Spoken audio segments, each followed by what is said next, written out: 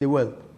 In Somalia, we decided to create, recently, we decided to create a third option that we think is viable and doable.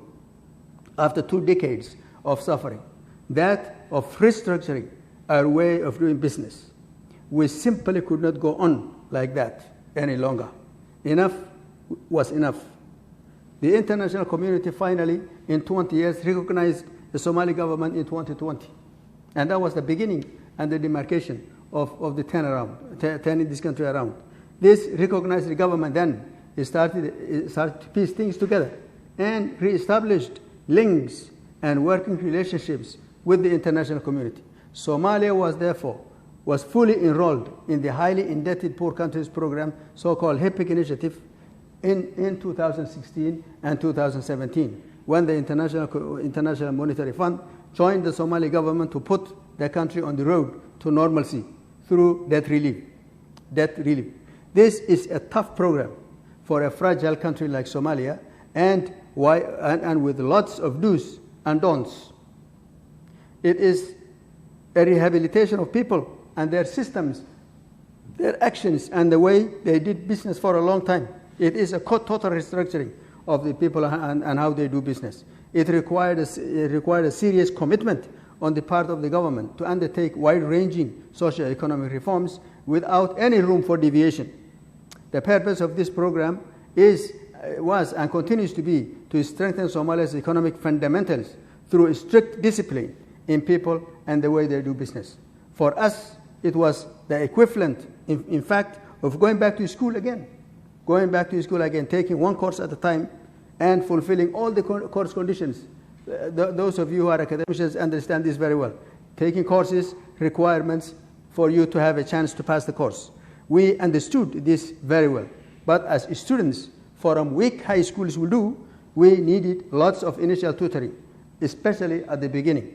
From the junior year on, if we were students, it was smooth sailing. We completed the coursework in time, even a bit earlier than the 4 years required for a bachelor's degree. We did graduate in March 2020 with the decision point when Somalia was found eligible to benefit from the highly indebted poor countries initiative program. This was therefore equivalent to our graduating and getting our bachelor's degree. We have now been put in a sequel program, which, if successfully completed, will lead us to completion equivalent to getting a master's degree. Our ambition is that after completion point, this program successfully completes in 2023-24, we will be able to enroll a middle-income countries program, which is more flexible, and it's left up to you. You are mature enough to do what you want to do. And that we call it a PhD program. How PhD programs are very flexible when you mature and you have the other degrees. In Somalia, we have now decided that if others could do it before us, so could we. And why not? We have to be able to do what others were able to do. The international reform program Somalia is involved in, with the leadership of the IMF, contains very structured activities, as I said earlier, intended to improve the economy, resource management, and good governance. Somalia's economic reforms focused on public financial management, raising domestic revenue towards fiscal sustainability, managing expenditure to sustainable level, good governance, financial sector reforms, and overall putting in place laws and regulations to institutionalize good governance and sustainable economic management. These reforms were not easy. We had to learn a lot fairly quickly, or otherwise we would have felt off the road. The successful end result were commended by the international community, by all partners, donors, and the Somali people. We are indeed grateful to all bilateral and multilateral partners. It must be stressed that commitment and determination on the part of the Somali government and people and the international community made this positive and historic difference. The federal government of Somalia, ladies and gentlemen, is fully determined, beyond a doubt, to move this country forward, to ensure successful implementation of the reform agenda, to restructure the economic and financial systems of the country in a timely manner, and we are progressing well thus far. However, despite these many landmark achievements, some stark socio-economic challenges still remain that we need to overcome. This exacerbated by the onset of the global coronavirus pandemic. Let me now turn to the level of debt Somalia had before the decision point. Somalia owed about $5.3 billion US dollars to a number of creditors. This amount may seem relatively small, but when you compare it to the debt to our economy, it is very large and untenable. Our country owes these debts to both bilateral and multilateral creditors. These creditors comprise the international financial institutions to whom we owed almost $1 billion, or around 19%. The Paris Club, mainly Western European, Western countries, to which we owed $3 billion, or about 56%, and before we reached the decision point in March this year. And the non-Paris Club, mainly comprising the Arab countries and few other European countries. And we owe them 25%, or $1.3 billion. After the implementation of the IMF Staff Monetary Program, SMP, in which the federal government of Somalia achieved tangible and satisfactory results, Somalia became the 37th nation to meet all the conditions for debt relief, and thus reached the decision point. The major financial institutions, including the IMF, the World Bank, and the African Development Bank, ladies and gentlemen, responded very quickly and very positively and took the necessary action to relieve Somalia's debt. The amounts cancelled immediately by these three institutions were $805 million out of the around $1 billion,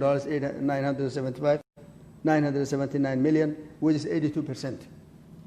On March 31, 2020, a virtual meeting was held with the Paris Club creditor nations, the biggest group of creditors.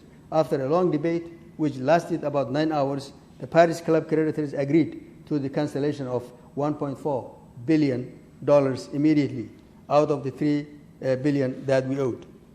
It is indeed notable also that both the IFIs, International Financial Institutions, and the Paris Club agreed, in line with the principles and the guidelines of the HEPIC initiative, that the remaining balances will be cancelled at the completion point if Somalia successfully completes the completion point, completes all the conditions. All the conditions stipulated in the IMF Extended Credit Facility Program within the next 24 to 36 months. And that's the program Somalia is in now. Somalia continues its absolute and unwavering commitment to its reform agenda to revive the economy of this country for the benefit of the Somali people and to alleviate the poverty that shackles our country despite our abundant resources, as I have just mentioned earlier in my statement. It is important to note, too, that as a result of Somalia reaching the decision point, Somalia got access to vital grant resources, which have not only proven invaluable in fighting the coronavirus pandemic, but also indeed helped us cover part of our budget and created by the effect of the pandemic, as well as making some investment in the social sector. Ladies and gentlemen, colleagues, the success that I have just described, that Somalia has achieved since 2016, resulted from the partnership and simply by the international community and Somalia. Simply put, Somalia could not have done this alone. The reform journey was long, but indeed very, very fruitful.